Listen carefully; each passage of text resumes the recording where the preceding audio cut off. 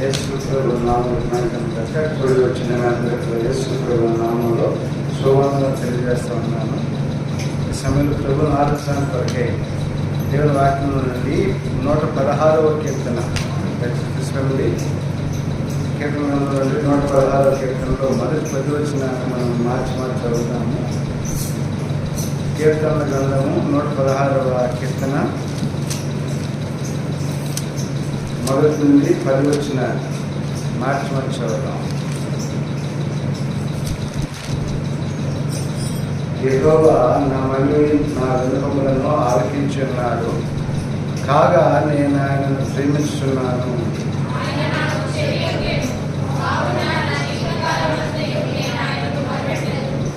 మండబంధం నన్ను చుట్టుకొని నేను పాతాళపు వేదనను పట్టుకొని నేను శ్రమయు దుఃఖమును నాకు కలిగాను.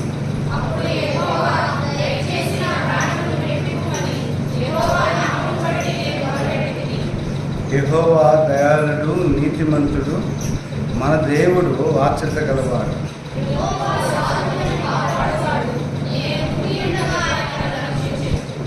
నా ప్రాణమా యెహోవా నీకు క్షేమవిశ్రమ చేసి ఉన్నాడు, తిరిగి నీ విశ్రాంతిలో ప్రవేశింపుము.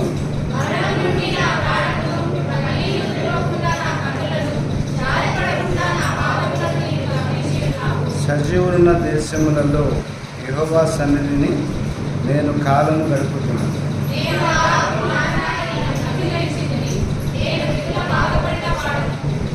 దేవుడు తన మాటలు దీవించుగాక. ఈ కీర్తనలో కీర్తనగా చెప్పిన మాటలను గమనిస్తే ఈ చాలా లోతైన విషయాలు ఇక్కడ తెలియజేస్తూ ఉన్నాయి. ఎందుకొరకు దేవునికి వందనాలు చెప్తా అంటే ఇక్కడ మొదటి వచ్చిన నుంచి కూడా ప్రతి వచ్చినలో క్లియర్గా చెప్పన్నాడు. యెహోవా నా మనవి నా విన్నపములను ఆలకించి ఉన్నాడు. నేను ఆయన మొదలుపెట్టుకుంటే ఆయన సందుకు వచ్చి ఆయన అడిగితే నేను అడిగిన అన్నీ కూడా నాకు దేవుడు దయచేసి చెప్తున్నాడు. మరి మంచిదా కదా? అభినందిస్తే దేవుడు ఎంతో సంతోషం మన ఏడుతుంది కనుక ఎబ్బేజు దేవుని సందులో ప్రార్థించాడు. ఎబ్బేజు తన దేవుని యెహోవాను ఆశ్రయించి 4 విషయాలు అడిగితే ఈ 4 విషయాలు కూడా దేవుడు తలపించాడు. కనుక ఎబ్బేజు అంటే వేదన అనే అర్థం చెప్పారు. అతను జన్మించినప్పుడు తల్లి ఎంతో వేదన పడిందంట. తన అందరికంటే గండు అయ్యాడంట. అతను తల్లికి వేదన కలిగించేవాడు ఉన్నప్పటికీ దేవుని దృష్టిలో తర్వాత అన్నంత దృష్టిలో గండుగాను దేవునికి ఇష్టమైన వాడిగా జీవించాడు. తన ఆత్మీయ జీవితంలో కట్టుకుని దేవుని మహిమపరిచేవాడు ఉన్నాడు. ఈ కీర్తనలో మనం గమనిస్తే ప్రతి వచ్చిన ఎందుకొరకు దేవుని శుద్ధించాలి, ఎందుకంటే ప్రతి వచ్చిన కూడా చెప్పాడు. తర్వాత ఆయన నాకు చెవిగాను కావున నా జీవితకాలం అంతా ఆయనకు మొరపెడుతున్నా అంటున్నాడు. దేవునికి మొరపెడతా, ఆయన నాకు చెవికేవాడు, నా విన్నపాలను మనల్ని ఆలకించేవాడు కనుక నేను ఆయన ప్రేమిస్తున్నాను అన్నాడు. నేను ప్రేమిస్తాను. కారణం ఏంటంటే ఆయన మన విన్నపాలను ఆలకించేవాడు. మన ప్రార్థన మన విన్నపాలను మనం ఆలకించినప్పుడు దేవుని మనం ఏ విధంగా ఆయన ప్రేమిస్తున్నాం, ఏ విధంగా ఆయన మాటకు విలువించి లోబడుతున్నామో గమనించుకోవాలి. ఇంకా చూస్తే 3వ వచనంలో మండబంధులను చుట్టుకొని నేను మరణబంధాలు అంటే చాలా భయంకర పరిస్థితుల్లో, కానీ ఎప్పుడు మరణోత్తర పరిస్థితుల్లో నేను ఉన్నాను. ఆ పాతాళ వేదనను పట్టుకొని నేను శ్రమయును దుఃఖమును నాకు కలిగింది. ఇటువంటి పరిస్థితుల్లో నేను ఉండగా దేవుడు నన్ను కనికరించాడు. చూసారా ఎంత గొప్పగా చూసారా? మనం కూడా చాలా విషయాలు మన కరోనా టైంలో ప్రతి క్షణం కూడా భయం బతికాం. ఎప్పుడు ఎటు ఏం వస్తుందో, ఏం జరుగుతుందో ఎవరు తెలని పరిస్థితి, ఏ ఇంట్లో ఎలా వస్తుంది, ఏ విధంగా తెలనటువంటి ఏ ఒక భయంకర వార్త వింటూ ఉన్నాం. చాలా భయంకరంగా అంటే మరణం వెంటనట్లుగా మనకు ముందు ఆ దినాల్లో అవును కదా. ఎందుకంటే ఎవరికి ఎలా వస్తుందో తెలవట్లా. అలా పరిస్థితి అందరూ బైబిల్ పోయి ఎవరు దగ్గర రాని పరిస్థితుల్లో, ఎన్నో విషయాలు ఒంటరిగా లేక ఎవరు దిక్కులేని పరిస్థితుల్లో ఉన్న సందర్భాల్లో దేవుడు ఆదరించి దేవుడు మాట సెలవించి అనేక విషయాల్లో కొందరి కేసులో పట్ల కార్యం లేదు. మిగిలిన మనకు ఆయుష్ చారుని భూమి సజీవించాడు కనుక మనం ఏం చేయాలి? దేవుణ్ణి స్తుతించాలి, దేవునికే మొరపెట్టుకోవాలి, దేవుణ్ణి ఆశ్రయించి దేవుణ్ణి కనపరిచేవారు అనే విషయాలు ఉండాలి. తర్వాత చూస్తే ఎందుకొరకనంటే ఇక్కడ ఈ 5వ వచనంలో యెహోవా దయాళుడు, తర్వాత నీతిమంతుడు గుర్తించాలి. ఆయన నీతిమంతుడు అయ్యాడు కనుక మన దేవుడు వాత్సల్యత గలవాడు. యెహోవా సాధువులను కాపాడు. సాధువులుగా అని తగ్గింది ఎవరికి సాత్వికులుగా ఉంటారు. సాధువుగా సాధువైన జంతువు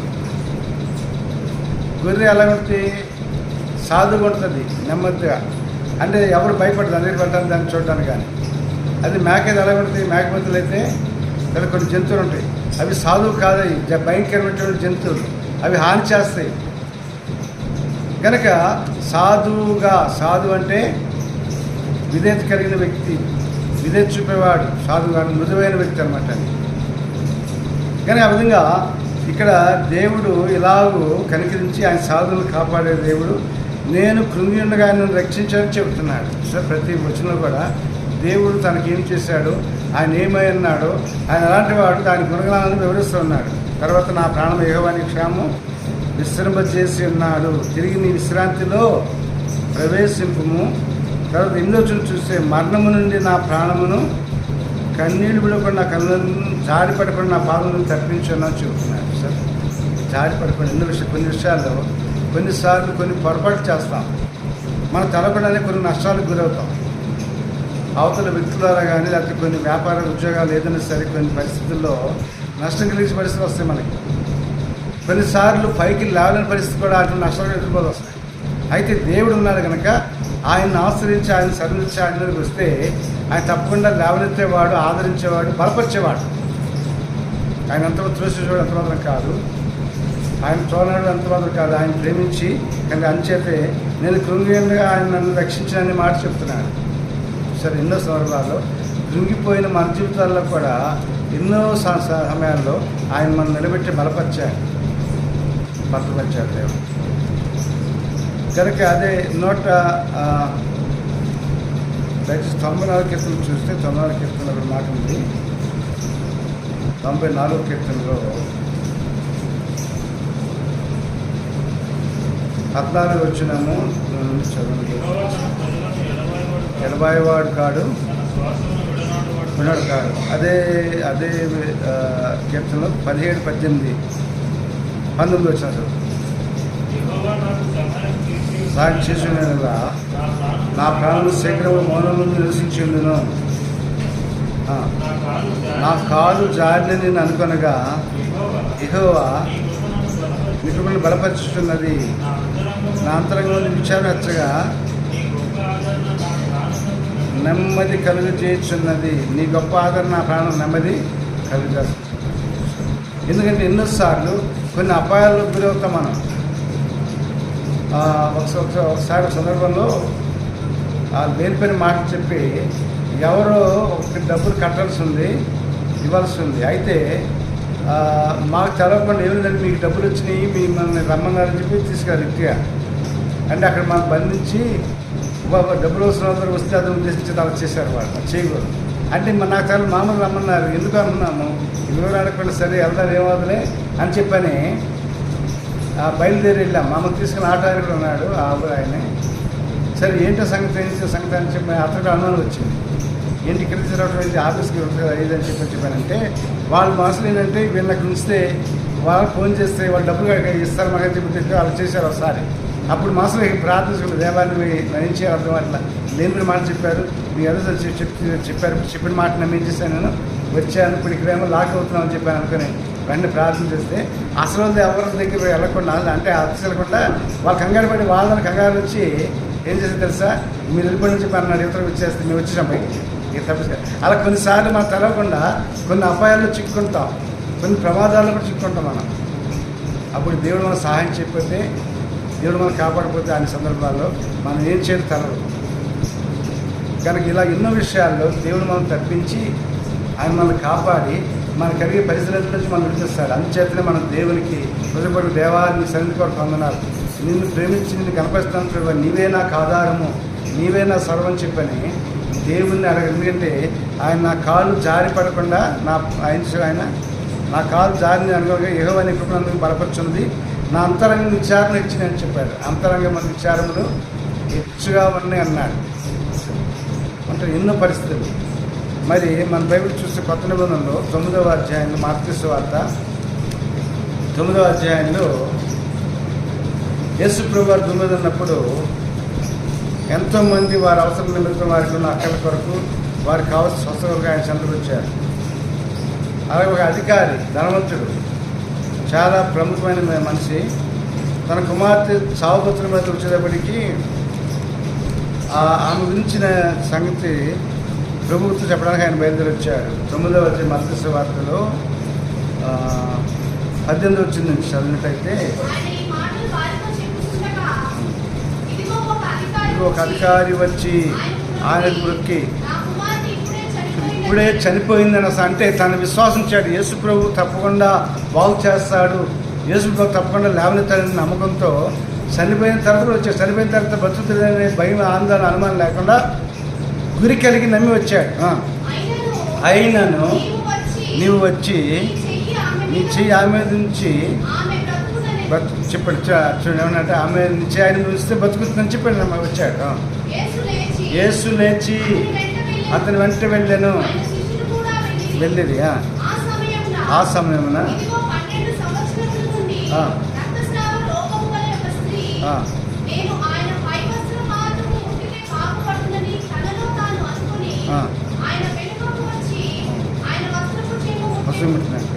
కానీ ఈమె వచ్చి ఆయన వస్త్రం విడినప్పటికీ 12 ఏళ్ళ నుంచి వ్యాధిస్తున్న ఆమె. ఈలో కొంత సమయం అయింది కనుక ఆ సమయంలో యేసు ప్రభు ఇంకంటే కొంత లేడీ ఆలస్యం అయిపోయింది. సరే లోపల ఆ అధికారి ఇంటికి ఎవరు వచ్చారు? ఈ అందరూ వచ్చారు. ఏడ్చేవాళ్ళు, వాళ్ళని వాదార్చేవాళ్ళు, వాయించారు, పిల్లలు అన్ని వాయించేవాళ్ళు. మొత్తం ఆ ఇల్లంతా కూడా అందరు నింపుకోవడం, అందరితో చోట్ల అందరు నోట అందరు కూడా దుఃఖంతో, బాధతో, వేదన పరిస్థితి. అయితే ఎప్పుడైతే యేసులోకి వెళ్ళేటప్పటికీ ఆయన వెంటనే సరళంగా అయిపోయింది. అంతా ఇంట్లో మొత్తం అంతా జనాలు చాలా వచ్చారు. ఏడ్చేవాళ్ళు ఏడుస్తున్నారు, వాస చేస్తున్నారు, ఏవో చేస్తూ ఉన్నారు. కానీ అక్కడ వాతావరణం అంతా కూడా దుఃఖంతోనూ బాధతో ఉన్న పరిస్థితి. అయితే యేసు ప్రభు వారు ఆయనకి వెళ్ళిన తర్వాత ఆయన నుంచి చెప్పారంటే చూడండి, చదివితే స్థలం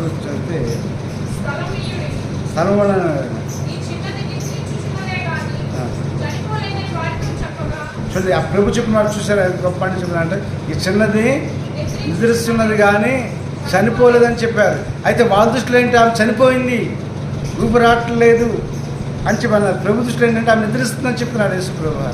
అయితే వాళ్ళు హ్యాండ్గా మాట్లాడారంట, ఎగతాలు చేశారంటే, మరి ఎవరిని చూసి ఎక్కడ దొరికాయి నీకు? మేము చూసాము, మేము చేపట్టి చూసాము, ఊపిరితో చూసి అన్ని ఊపిరాటలేదు, చనిపోతే నిద్రపోతానా మేము పిచ్చోళ్ళమా అన్నట్లుగా వాళ్ళని చూస్తా ఉన్నారు.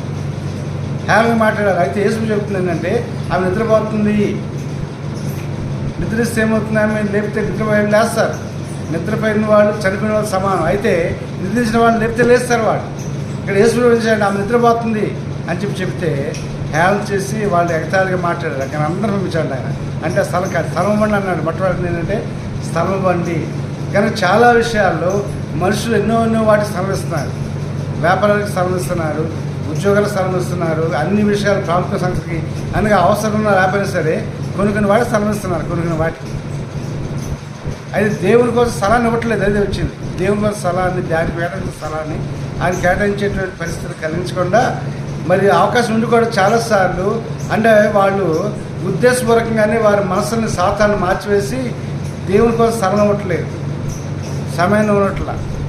ఆయన ఇవ్వాల్సిన వాటిని ఇవ్వనకుండా ఆయన ఎదుట మనం అవిధేయులముగాను దేవుని మాట లోబడిన వారిగా చేసి దేవుని ఆశలు పొందకుండా అడ్డుకోవటానికే అలా సిద్ధపడుతున్నాం మనం. ఇది ఎవరైతే గమనించి నిజమే నాకు దేవుడు దీవించడానికి కోరాడు, దేవుడు దీవించడానికి ఉద్దేశపడుతున్నాడు, అయితే దేవుని పొందకుండా నా జీవితాన్ని సాతాన్ని ఆశ్రయించమని ఎవరు మెరుగుదించుకుని ఎవరైతే దేవుని ఆశ్రయిస్తారో ఆయన వారిని బలపరుస్తున్నాడు. కనుక స్థలం లేదు ఆయనకు, అందరూ ప్రజలే. కనుక ఎవరు కూడా అందరూ కూడా దుఃఖంతో వేదనలు కానీ వాళ్ళు ఒకరు కూడా అయ్యా ఏం పర్లేదు నేను చేస్తాను వాళ్ళు. కనుక యేసు ప్రభు ఇంటికి వచ్చినప్పటికీ ఆ తండ్రిని వెంటబెట్టి వచ్చాడు. ఆ తండ్రి ఏం చేస్తాయంటే అందరూ అర్థమైనప్పటికీ కూడా యేసు ప్రభుని తర్వాత శిష్యుని కొంత తీసుకుని యేసు లోపలికి వెళ్ళి అప్పుడు ఆమెతో చెప్పిన మాట చూద్దామా, చదవండి. 25 వచ్చినాయి. జనసమూహం పంపివేసి ఆయన లోపలికి వెళ్ళి ఆమె చెయ్యి పట్టుకొనగానే ఆ చిన్నది లేచినన్నాడు. చేపట్టేటప్పటికి వెంటనే లేచి వచ్చింది. అంటే చనిపోయినా బ్రతికింది. ఎంత గొప్ప కార్యం కదా, దేవుని స్తోత్రం. ఎంత అద్భుత కార్యం అంటే అది నిజంగా. మరి చనిపోయి ఆ ఇంట్లో చావు ఆ వార్త లేకపోతే ఆ కుమార్తెకు వచ్చిన దుఃఖంతో ఆ కుటుంబంతో వేదంతో కొన్ని దినాలలో గడపరుస్తుంది. అలాంటి ఆ కుటుంబంలో ఆయన నెమ్మదిచ్చాడు. జీవాన్ని ఇచ్చాడు, తిరిగి బ్రతికించాడు యేసుప్రభు వారు. ఇది గొప్ప, చాలా గొప్ప కార్యం. ఆ పట్టణం అంతా కూడా రాకపోయిన సంగతి. యేసయ్యను ఆ తండ్రి ఆశ్రయించి ఆయన నమ్మి, ఆయన చెప్పిన మాట విని లోబడి నమ్మి వచ్చాడు. ఆ కుమార్తెకు ఎందుకు వచ్చాడు? జీవం వచ్చింది, బతికింది ఆమె. అలాగే మనకు కూడా ఎప్పుడైతే ఆయన ఆశ్రయం, ఆయన చెంతకు వస్తామో ఆయన మనకు జీవాన్ని ఇస్తాడు. ఆయన మేలు చేసే వాడికి ఇచ్చే కూడా కాదు. అందుచేతే మరణము నుండి చెప్పాలి, నా ప్రాణమును కన్నీరు విడవకుండా నా కన్నులను తప్పించావు. కనుక ఇప్పుడున్న కన్నీరు, లోకంలో బాధ అవి కాదు, అది ఒక బాధ ఉంది. అగ్ని ఆరదు, పురుగు చావు, దేవరాత్రులు యుగాలు కూడా ఏడటమే, పళ్ళు కొరకు ఏడటం, ఆ అగ్ని జ్వాలు ఏదన పడలేక అటువంటి భయంకరమైన ఆ యొక్క నరకాగ్ని చేత శిక్షించబడేటువంటి దుఃఖం రాబోతుంది. భయంకర దుఃఖం అది. అటువంటి దుఃఖం నుంచి విడిపించడానికి యేసు ప్రభు తాను ఈ లోకానికి అవతరించి ప్రేమించి ప్రాణం పెట్టి ఆయన ఎంతో కనికరించాడు. అందుచేతనే యేసు ప్రభు వారు ఇంత గొప్పగారం చేసినటువంటి నమ్మదగిన గొప్ప దేవుడు, జీవం ఇచ్చిన వాడు. కనుక చావు మరణంతో ఉండవలసినటువంటి గృహంలో నెమ్మదిని, సంతోషం, ఆనందాన్ని కలిగించాడు. జీవాన్ని ఇచ్చాడు యేసు ప్రభు, జీవాధిపతి. అందుచేతే ఆయన మాటకు మనం విధేయత చూపాలి, ఆయన మాట విలువాలి, ఆయన మాట నమ్మాలి. ఆ తండ్రి అయ్యా చనిపోయిన ఒక మధ్య అంటే ఇక బతికించకూడదు అనేది ఏమాత్రం కూడా అనకుండా తండ్రి నుంచి విశ్వాసం ద్వారా ఆ యేసుని పెట్టి తీసుకెళ్తే ఆయన జీవాన్ని ఇచ్చాడు. అది కీర్తన చెప్తారు. ఇక్కడ చూసి స్థలం అని అన్నారు. స్థలం నిజంగా మనం ఆలోచన చేస్తే మనం వేటికి స్థలం ఇస్తున్నాము? స్నేహితులకు స్థలం ఇస్తాము, తర్వాత వేరే ఎన్నో పనులకు విలువిస్తాం. కానీ యేసుప్రభు మాత్రం స్థలం అనేది ఇవ్వలేకపోతున్నాం. ఆయన కోసం స్థలాన్ని ఇవ్వకుండా ఆయన మన కొరకు స్థలాన్ని ఇచ్చాడు లేదా? చూడండి, యోహాను సువార్త 14 చూస్తే ఆయన చెప్తున్నాడు, శిష్యులైన వారితో చెప్పిన మాట.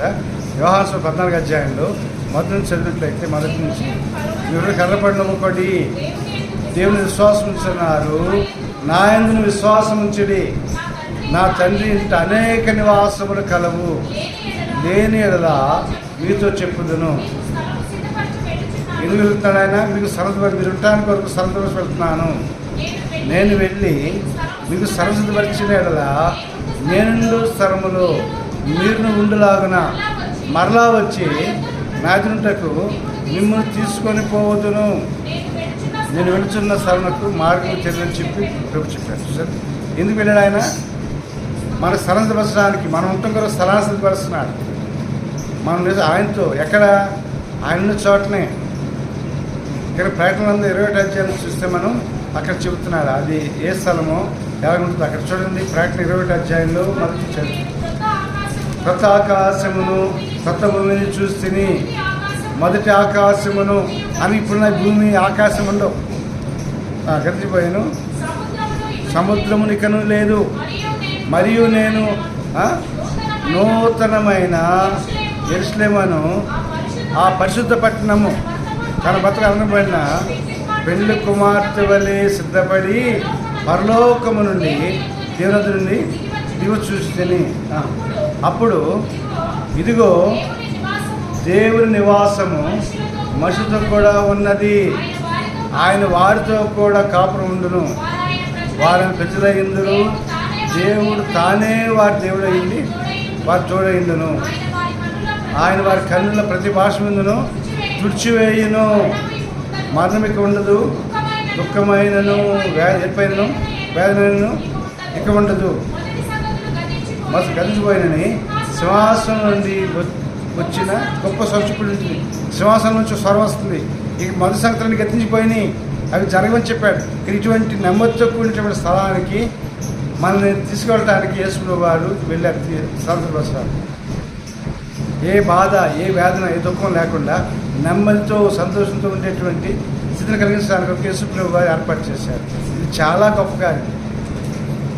ఆ స్థలం కావాలంటే లోకమంతా సరిపోదు, లోకమంతా ఇచ్చిన సరిపోయేటువంటి అంత విలువైనటువంటి ఆ స్థలాన్ని, ఆ చోటును ఉచితముగా ఆయన కృపచేత యేసుప్రభు వారు మనకు సిద్ధం చేశాడు. అందుని బట్టి దేవుని ఎంతో అన్నారు చెప్పాలి. అయ్యా, నా మరణశిక్షను తొలగించావు, నా మరణాన్ని నుంచి నన్ను విడిపించి నాకు జీవాన్ని ఇచ్చావు, నాకు దుఃఖం అంతా తొలగించావు ప్రభావ, నెమ్మదిచ్చావు, నీకు వందనాలు. ఆకలి దప్పులేటువంటి ఏ వేదన అనేటువంటి సంగతి కనుక అన్ని పరిస్థితుల్లో అన్ని సమయాల్లో నేను సంతోషంగా ఆనందం కొరకు మీరు నాకు చేసిన ఆ గొప్ప కార్యాన్ని బట్టి వందనాలు చెప్పనిచ్చారు. మన దేవుని వందనాలు చెప్పాలి. దేవా, ఇంత గొప్ప కార్యం చేసావు, ఇంతగా ప్రేమించావు, నా జీవితంలో ఎన్నో మేలు చేసావు అని చెప్పి మన దేవుని పైన ఈ కీర్తన మన చదివిన 116 కీర్తనలో చెప్పిన మాట అది. కనుక మరణం నుండి నా ప్రాణమును నీవు జారిపడుకున్న నా కన్నులను నుండి 8వ వచనం జారిపడకుండా నా పాదం నీవు తప్పించున్నావు. కనుక ఏం చేస్తావు? ఎక్కడ ఉంటానంటే సజీవులున్న దేశములలో నేను కాలం గడుపుతా అంటున్నాడు. యెహోవా సన్నిధిని కాలం గడుపుతా. ఎక్కడ? సజీవులు అంటే జీవించేవారు, నిత్యం గలవారు, సజీవులుగా. సజీవుడనే దేవుడు, సజీవుడు, నిత్యం జీవించేవాడు. జీవనైన చోటను, జీవనటువంటి దగ్గర వాటి సాగిలపడి మొరపెట్టి నిత్యమైన వాటిని, కనుక విలువైన వాటిని, మనుషులు కోరుకునే వాటి కాకుండా జీవంగల దేవుని ఎదుట, జీవంగల దేవుడు ఈయనే జీవంగల నీవు గొప్ప రాజు చెప్పాడు. కల్దీల దేశంలో నిబంధన రాజు మాట చెబుతున్నాడు దానియేలుతో.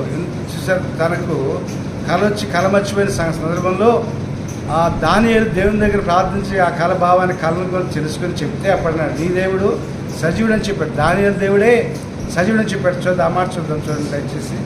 కనుక అలాగూ కనుక దానియేలుకు దేవుడు సజీవుడు. ఆయన మరణపు పరిస్థితుల కింద దానియేలును తప్పించాడు, శ్రమభూములను తప్పించాడు ఆయన. దాని గ్రంథం నుంచి మాట చూద్దాం. నెబుకద్నెజరు చెప్పిన మాట మనం చూస్తే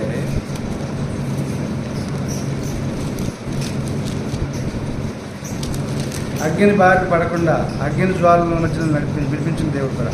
ఇక్కడ నేను గొప్పగా దేవుడు తాను చేసి తన యొక్క మహిమను భయపరిచిన నమ్మదగిన దేవుడు. 3వ అధ్యాయంలో దానిలో 3వ అధ్యాయంలో 28వ వచనం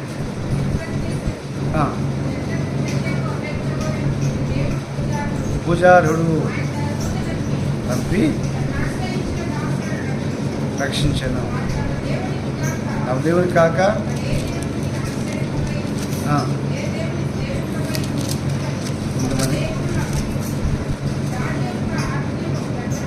భద్రపరిచేది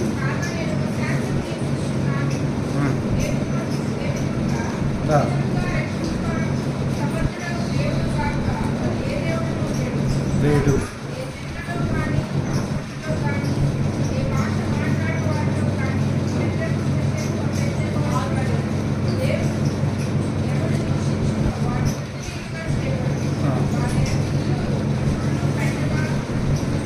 దేవుని కార్యాలు చూసి నిబంధన రాజు చెబుతూ శాసనాన్ని రాశారు. ఎంత గొప్ప ఈ దేవుడే పూజ. 6:25 ఉంది, 25 చదువు. బాగానే పిలిచి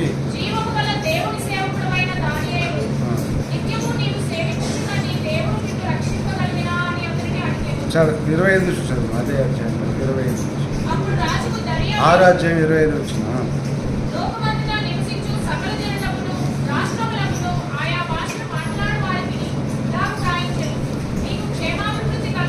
కలుగునుగాక. దేవునిగా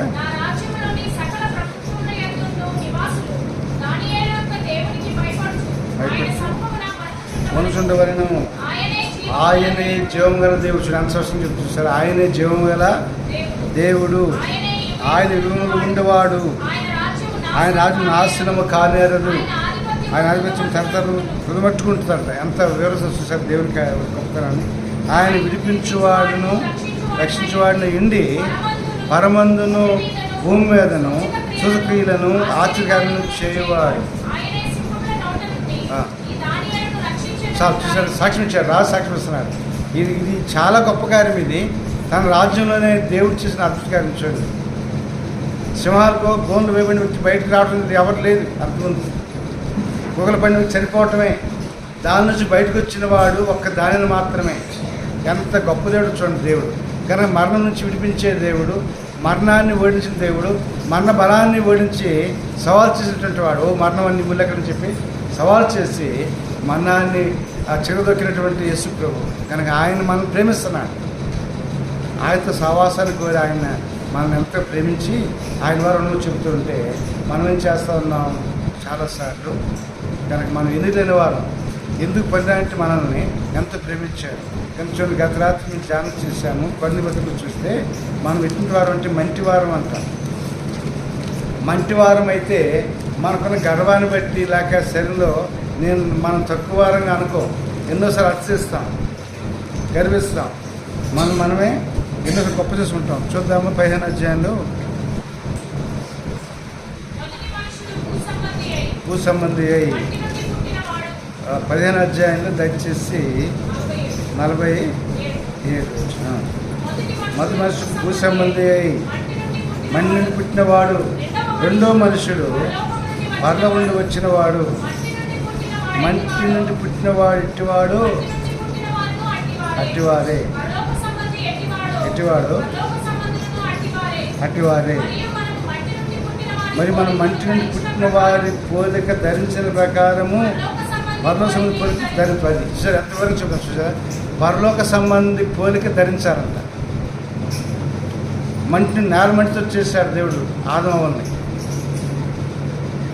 మంటితో చేయబడి మన ఎముక నరాన్ని కూడా మంటితో ఎంత అద్భుత సృష్టికర్త అంటే కనుక మన కన్నులు కానీ అన్ని అవయాలు కూడా ఎంతో ఆశ్చర్యంగా చేశాడు. అది వివరించకుండా జీవితం జరిపారు. అంత గొప్ప సృష్టికర్త దేవాదేవుడు ఎంతో ప్రేమించి నేల మట్టితో నిర్మించాడు. కనుక మరి మన రంగును బట్టి రకరకాల మట్టితో చేయలేదని ఉందా చెప్పేది. నల్లవాళ్ళందరినీ నల్లమట్టితో చేశాడు యేసుప్రభు అని కాదు, తెల్లమట్టితో చేసినట్టు కాదు. కనుక దేవుడు నేల మట్టితో చేశాడు. మనం మంటివారమే. అయితే గుర్తిస్తాం మనం. నేను అంత గొప్ప తెలుసా, నా సంగతి తెలుసా అని చెప్పి చాలాసార్లు మనకున్న వాటిని బట్టి అతిశిస్తూ ఉంటాం. అతిశించడానికి వీళ్ళు ఎందుకంటే మనం నిశ్వయించుకున్న దుమ్ము వంటి వాళ్ళం. అదే అబ్రహాం చెబుతున్నాడు, ఇదిగో దుమ్మును ధూళిని అన్నాడు. చూడండి ఆదికాండంలో చూస్తే దేవుని దగ్గర ప్రార్థన చేస్తూ సొదొమ గొమొర్రా పట్టణాల గురించి వాటి యొక్క రక్షణ కొరకు దేవుని బతిమాడుతున్నాడు అబ్రహాం. మన దేవునితో మాట్లాడుతూ ఉనిగిపోవచ్చు ఏమన్నా అంటే ఆదికాండంలో 12వ అధ్యాయం చూడండి. ఇదిగో దుమ్ము, అందుకు అబ్రహాము ఇదిగో ధూళియు బూడిద అన్నాడు. బూడిద అంటే ఎన్నికొందా బూడిద, ఎన్నికైనటువంటి బూడిదయ్యు అయి నేను ప్రభువుతో మాట్లాడి తెగించున్నాను. మనం ఆ మాట చెప్పగలమండి? ఎంత మాత్రం ఒప్పుకో మనం. నువ్వు మన్ను అని చెప్పినా ఏం లేవని చెప్పినా సరే అది గమనించుకోండి చాలాసార్లు. సరే మనం మంటివారం అండి, మన బ్రతుకేమీ లేదు, నిష్ప్రయోజనం. అటువంటి మంటివారం మనల్ని ఆయన ఎంతో ప్రేమించి ఎన్నిక చేసి లక్ష్య పెట్టి మనకి ఏం చేశారు, మంటి ఘటాల్లో మహిమేశ్వరుడు ఇచ్చాడు దేవుడు. మంటి ఘటాలని మహిమేశ్వరుడు నింపాడు దేవుడు. మంటి ఘటాలు అంటే వీటిని సులువుగా పగిలిపోయే పరిస్థితి. మనం చాలాసార్లు మనం బద్దలైపోయే జీవితాలు. ఓటుకొండ వంటి వాడు అన్నాడు 37 కీర్తనలో. ఓటుకొండ వంటి వాడు అని దావి చూపుతాం. ఓటుకొండ ఏం చేస్తారు? ఓటుకొండ ఏం చేస్తారు చెప్పండి? మంచి కొండ అయితే అది ఉపయోగిస్తారు ఇంట్లో పెట్టుకొని. ఓటుకొండ ఏం చేస్తారు? ఓటుకొండ ఎందుకు పనికిరాదు, దాన్ని బయటపడేస్తారు.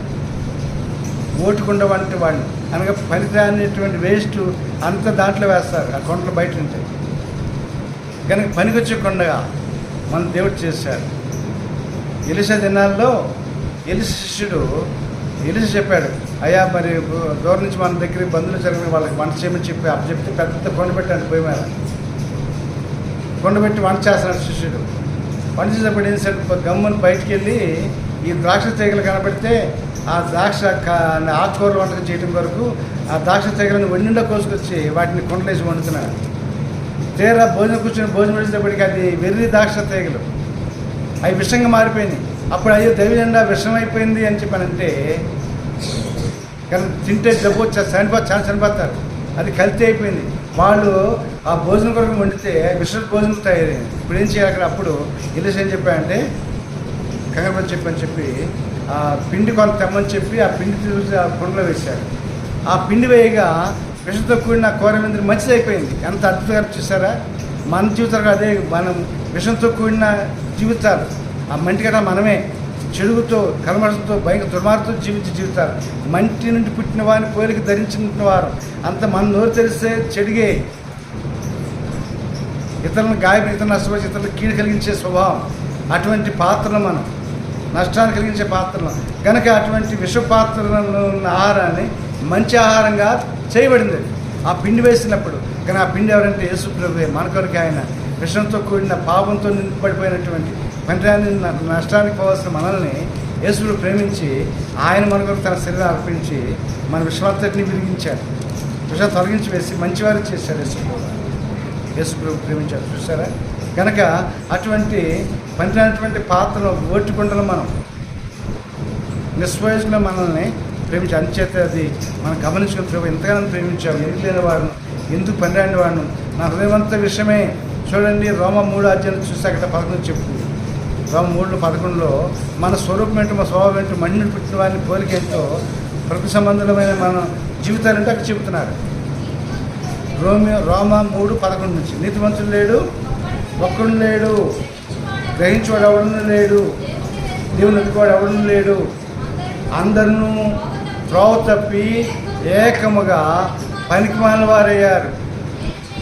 చూడండి, మేము పిలుస్తున్న పేరు తల ఏం చేయాలి? పేరు తలపతి పనికిమాలిన అంటే గురింటారా? ఏం చేస్తారు? ఎవరు కనబడితే వెళ్ళి పనికిమాలిన వాడా అన్నారు అనుకోండి, ఎవరన్నా ఏం చేస్తారు? మనల్ని చెప్పట్లేదు. ఏం చేస్తారు అంటే పొళ్ళు రాలిపోయినా కొడతారు. అదే ఎవరికంటే ఉరుగుంటారా? పొళ్ళు రాలిపోతాయి, కొడితే అట్లా కొడతారు. పని మాట ఉరుకుని పని ఎవరు అంగీకరించరు, ఎవరు అనరు. కనుక దేవునికి చెప్తే మనకు చెబుతుంది, నువ్వు పనికిమాలిన వాడు, నువ్వు పనికిమాలిన వాడా, నువ్వెన్ని అతిశయం ఏంటి, గర్వం ఏంటి, ఎందుకు పనికి వస్తావు, నువ్వు ఏ మంచి వాడో కదా, నీ సంగతి నాకు తెలుసని చెప్పని చెప్తే మన జీవితం అంతా కూడా, మన బొమ్మలంతా కూడా దేవునికి తెలుసు. మంటి బొమ్మలు మనం, మంటి వారు అర్థం చేసుకుంది. కానీ ఎన్నికైన నాయుడుల లక్ష్యం నుంచి నన్ను ఎంతో ప్రేమించావు, నాకు విలువనిచ్చావు ప్రభా, విలువని నన్ను కనికరించి మట్టితో నన్ను నాలో జీవాన్ని ఊది నా జీవితం చేసి విలువలను చేసావు ప్రభా అని చెప్పని ఎల్లప్పుడూ అన్నాను చెప్పాలి. దేవుని బట్టి ఆయన మూలంగాను, ఆయన నిమిత్తం ఆయన కొరకు ఉన్నాను, ఆయన ద్వారానే ఉన్నాను, ఆయనే నాకు ఆధారం, ఈ భూమి జీవిస్తున్నాడని చెప్పాను. ఎల్లప్పుడూ మర్చిపోకూడదు.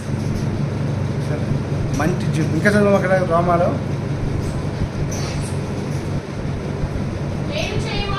మేలు చేయవాడు లేడు, ఒక్కడు కూడా అక్కడ లేదంట. వారి గొంతులు తెరచిన సమాధి, తమ నాలుగు మోసం చేయదు, వారి పెద్దలకు సర్పవిషం ఉన్నది, వారి నోటి నిండా శపించుటయు, నోరు తెరిస్తే అదే పగా శపించడం, రక్తం చిందించుటకు వారి పాద పరిగెత్తును ప్రయత్నున్నవి, నాశనమును కష్టమును వారి వారి మార్గంలో ఉన్నవి. శాంతి మార్గం వారు అడగరు, శాంతి మార్గం వారు ఏమాత్రం ఎరగనంట. వారి కన్ను ఎదుట దేవుని భయం అస్సలు లేదు. ప్రతి నోరు మూయబడినట్లు, సర్వలోకం పాత్రం ఉన్నట్లు లోనిన వారి ఎరుగుదము. కనుక ఇప్పుడు మనం మంటి నుండి పుట్టిన వారిని పోలికలో ఉన్నామా, పరలోక సంబంధి పోలికలు ఉన్నామా? ఇది మనం పరిశీలించుకోవాలి. మంచి పోలిక అంటే ఏంటి? ఇదే పనికిమాలిన సంగతి. గొంతు తెరచ సమాధి, హృదయంలో శిబించిన పగ, కల్మషం ఎంత మాత్రం మార్పు లేకుండా, పైకి మాత్రము మంచి వేష అంటే యేసు ప్రభు తగినట్టుగానే, యేసు ప్రభు పెట్టి తగినట్టుగానే ఎంతో సాధువులంగా కనబడుతుంది. కానీ మన ఏదైనా శ్రమ వచ్చినప్పుడు, ఏదన్నా బాధ ఎదురైనప్పుడు అప్పుడు తెలుస్తుంది మన భక్తి ఏంటి, మన జీవితం. వేషార్థులు కొన్ని జీవితాలు కలిగి ఉండడం ద్వారా ఏమాత్రం దేవుడు మన కూడా సంతోషించుకుంటాడు. కానీ మంచి నుండి పుట్టిన వారిని పోలిక, విషంతో కూడిన పాత్ర, విషంతో కూడిన పనికిరానటువంటి నిష్ప్రయోజనమైన పాత్ర, అటువంటి పాత్రను మనల్ని నిర్దేశాడు దేవుడు. ఎంతో ప్రేమించి ఆయన మన జీవితాన్ని మార్చాడు. ఆయన మన కొరకే తన సర్వస్వాన్ని అర్పించి ఎంతో ప్రేమించి సజీవులుగా ఉంటూ కొరకే ఎంతో ప్రేమించి ఆయన మన నిమిత్తమై తన సర్వస్వాన్ని ఇచ్చాడు. కనుక యేసు ప్రభు వారు మన జీవితాలను మార్చాడు. పనికిరాని మనల్ని పనికొచ్చేవారిగా చేశారు, ప్రయోజకులుగా చేశారు. ఈ గొప్ప కార్యాన్ని బట్టి మనం దేవునికి ప్రభా ఇంత గొప్పగా నా పట్టి చేసావు, నాకు ఎన్నో ఉపకారం చేసావు, నా నీకు అన్నారు. ఏం చెల్లించగలను ప్రభా, ఎందుకు వాడిని ఇచ్చే నరకానికి పోవాల్సిన నన్ను, దేవరాత్రి వివరణ ఏడ్చు పొడి కొరుక్కుంటుండేటువంటి నన్ను, ఆ వేదన సవాలు అగ్నికొండానికి వెళ్ళవలసిన నన్ను తప్పించావు, నన్ను ఎంతో ప్రేమించావు ప్రభా. ఏం చెల్లించగలను ఆయన, నా జీవితకాలం కీర్తించిన విజయం బయటకు రుణం తెచ్చినందుకు ఎంత గొప్పగా నా పట్టి చేసావు. నేను చెప్పాను, దేవుని నుంచి హృదయపూర్వకంగా చెల్లించాలి, దేవుణ్ణే ఆరాధించుకునేడాలి. అలాగున ఇంత గొప్పగా పట్టి చేసావే, విశ్వేషంగా నన్ను ఎంతో ప్రయోజనంగా చేసావు, నిశ్చయాన్ని ఇచ్చావు, నీ రాజ్య వాసన చేసుకున్నావు ప్రభా. నాకు రాబోతున్నావు మీరుండే స్థలంలో నేను కూడా ఉండున్నట్లు నన్ను తీసుకుని వచ్చావు ప్రభా నన్ను అని చెప్పి, నేను ఆరాధన కాను, ఆదరగత పరిశుద్ధాత్మను నాకు అందించావు, నన్ను విడిచిపెట్టకుండా కాపాడుతున్న నిత్యం కూడా నకలను తీరుస్తున్న ప్రభు నుంచి మనం ఎల్లప్పుడూ దేవునికి వందనాలు చెప్పాలి. దేవుని వందనాలు చెప్పాలి. ఎందుకంటే ఒకడు అబ్బాయి ఇప్పుడు కూడా దేవునికి వందనాలు చెప్తున్నాను, దేవుని స్తోత్రం అని ఇప్పుడు చెప్తున్నాను గట్టిగా. అందరూ కూడా అంటున్నారంటే ఏంటి పిచ్చి పెట్టేసింది, నిజంగానే వీడి మైండ్ పనిచేయలేదు, సొంత పరిశుద్ధం అని చెప్పి ఈ బైబిల్ కాదురా అని చెప్పి ఏం సార్ ఇంటికి భూగోళ శాస్త్ర ఇచ్చారంట. భూగోళ శాస్త్రం ఈ చదవాలని చదివితే చూస్తున్నా, ఇది కనిపెడుతున్నారు పుస్తకం వచ్చి. ఆ పుస్తకంలో ఏం రాస్తారంటే పసిఫిక్ మహాసముద్రం, సముద్రం లోతు 8 కిలోమీటర్లు అని చెప్పి రాస్తుందంట. అప్పుడు దేవుని స్తోత్రం గట్టిగా వేసాడు మళ్ళీ. అప్పుడు ఏంటి రాయరే బైబిల్ అంటే బైబిల్ మా దేవుని మాట కనుక నువ్వు అరిసి దేవుని స్థుతించావు, సరే ఈ భూగోళ శాస్త్రంలో ఏం చదివారు అంటే అప్పుడు చెప్పాడంటే ఏం చెప్పాడంటే ఈ భూగోళ శాస్త్రంలో సముద్రము ఇంత లోతుని రాయబడిందని 1000 కిలోమీటర్లు అని. మా బైబిల్ ఏమందంటే నా పాపాన్ని కూడా దేవుడు ఏం చేశాడు, సముద్ర అగాధాలు పడాల్సిన రాయబడింది, అంత లోతులు అవన్నీ రాకుండా నా పాపాలన్నీ కడిగేసాడు యేసుప్రభు అని చెప్పాడు. అప్పుడు ఏం చేయాలి తెలుసుకున్నారు, ఎందుకని అంత ఉపకారం చేశాడు నాకు, నా పాపనంతా తీర్చాడు, నా పాపాన్ని తొలగించాడు యేసుప్రభు వారు, ఆయన చేసిన ఉపకారం ఇది గొప్పది కాదని చెప్పని దేవుని స్థుతించాడు. చూడండి ఎంత గొప్ప కార్యం చూడండి. అటువంటి గొప్ప వారిని మన నిమిత్తం చెందించి మనం ప్రేమించి యేసుప్రభు దాన్ని దేవుని యొక్క రాజ్యంలో భాషలుగా మనం చేసాం. అందుని బట్టి దేవునికి ఎల్లప్పుడూ మంచిగా వందలు చెప్పడం నన్ను కనిపిస్తున్నాను, మనుషులను తప్పిస్తున్నాను, ప్రతికిని తప్పిస్తున్నాను, కిందోడి వరకు చెప్పినది. కానీ ఆ విధంగా మన జీవితాల్లో దేవునికి సాగడం నిజంగా మనము అంటే మనం మా అలవాటు ప్రకారం కాకుండా నిజంగా దేవుడు చేసిన మేలును బట్టి ఇంత గొప్పగా పని చేశావు, ఇంతగా ఇటువంటి వ్యక్తిని నన్ను మార్చావు, ఇన్ని వ్యక్తిని నన్ను అంగీకరించావు, నన్ను చేర్చుకున్నావు, నాలో ఉన్న పాపశమంతాన్ని తొలగించావు, నన్ను పవిత్రంగా చేసావు ప్రభా, మీకు వందనాలు చెప్పి దేవునికి చెప్పి ఆ కృతజ్ఞత మాటలు దేవుడు అంత సంతోషంగా అంగీకరిస్తాడు. అలాగున హృదయపూర్వకంగా ఆరాధన చేయాలి. ఎవరు దయచేసి ప్రార్థన చేయదు, దయచేసి మోకరించి